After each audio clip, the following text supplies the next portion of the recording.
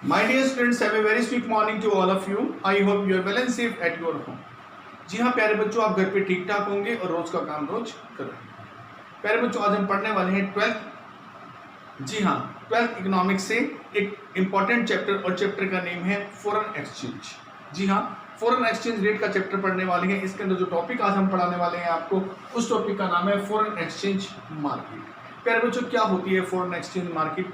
Foreign exchange market एक ऐसी market होती है जहां डिफरेंट करेंसीज और डिफरेंट नेशंस की डिफरेंट करेंसीज को एक्सचेंज किया जाता है एक दूसरे के साथ। जी हाँ, एक ऐसी मार्केट जहां पर डिफरेंट करेंसीज को बदलेंगे, जैसे कि रुपीस को डॉलर में, रुपीस को यूरो में, इस तरह से अगर हम बदलते हैं तो ऐसी मार्केट कहलाती है फॉरेन एक्सचेंज मार्केट, जहां करेंसियां बदली जाती हैं। यूं अगर सिंपल शब्दों में मार्केट का अर्थ बताऊं तो एक ऐसा प्लेस हो जाएगा कि ऐसी मैकेनिज्म हो जाएगा जहां पर बायर और सेलर होते हैं और गुड्स और सर्विसेज को बेचते खरीदते हैं। वो सिंपल मार्केट की फॉर्म्स होती है, वो सिंपल मार्केट होती है। लेकिन ये फॉरेन एक्सचेंज की इंटरनेशनल मार्केट होगी जहां पर हम करेंसियों को, डिफरेंट नेशंस की डिफरेंट करेंसियों को आपस में बदलेंगे। ये क्या होती है? It is a centre of trade. ये व्यापार का एक ऐसा केंद्र होती है जहां पर डिफरेंट करेंसीज आपस में बदली जाती हैं। मेरे बच्चों, यहाँ पर बायर होते हैं, यहाँ पर सेलर होते हैं, लेकिन गुड्स और सर्विसेज को नहीं बेच रहे होते।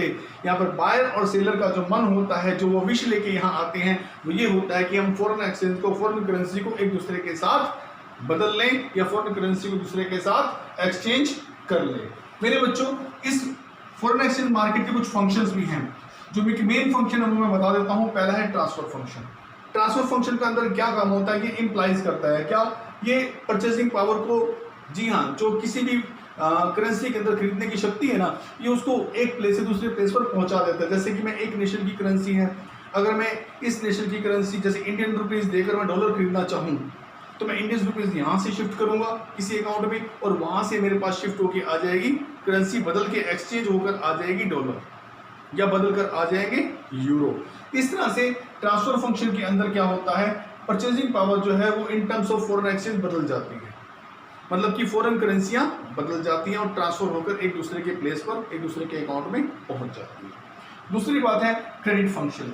क्रेडिट फंक्शन क्या मेन फंक्शन है इस मार्केट का? क्रेडिट फंक्शन का मतलब होता है, इट इम्प्लाइज, ये इम्प्लाइज करता है कि हम फॉरेन एक्सचेंज को इतना सॉलिड बनाएं कि इसके बेस पर जो है वो गुड्स और सर्विसेज के ट्रांजैक्शन जो है, एक्सपोर्ट इंपोर्ट जो है, वो इजीली उधार पर चलते रहे। जी हाँ, इस क्रेडिट फंक्शन का मतलब होता है, ये क्रेडिट फंक्शन इस सुविधा के लिए बना हुआ है कि इंटरनेशनल मार्केट में जैसे गुड्स एक्सपोर्ट होती हैं या गुड्स इंपोर्ट होती हैं, तो उनके एक्सपोर्ट और इंपोर्ट होने के अंदर करेंसी बदलने में टाइम भी लगता है।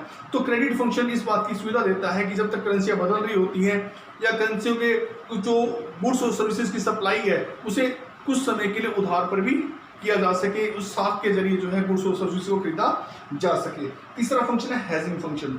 हेजिंग फंक्शन क्या होता है? ये बहुत ही मेन फंक्शन है फॉरेन एक्सचेंज मार्केट का। ये वो फंक्शन होता है जिसके अंदर हमें ये देखना होता है कि आप जानते हैं कि करेंसी की वैल्यू अप और डाउन होती रहती है। डॉलर और रुपए के अंदर डिफरेंस आता रहता है, कभी 70 रुपए का $1 आता है, कभी 72 रुपए का $1 आता है। ऐसे यूरो कभी 80 का आता है, कभी 85 का आता है, कभी 90 का आता है। इस तरह करेंसी के अंदर वेरिएशंस आते रहती हैं, उनकी जो एक्सचेंज रेट है वो बदलती रहती है। लेकिन जो हेजिंग फंक्शन है, इसका मेन काम होता है कि किसी भी प्रकार के ज्यादा वेरिएशंस को ना आने देना, अर्थात करेंसी के एक्सचेंज को लॉक कर देना कि पर्टिकुलर पीरियड के लिए, कि हाँ भाई जो ज्यादा रिस्क जो है वो फॉरेन एक्सचेंज मार्केट में करेंसी बदलने का ना हो। तो हेजिंग फंक्शन जो है वो रिस्क प्रोटेक्शन का फंक्शन है। मेरे प्यारे बच्चों, उम्मीद है आपको समझ आ गया होगा। नेक्स्ट वीडियो फिर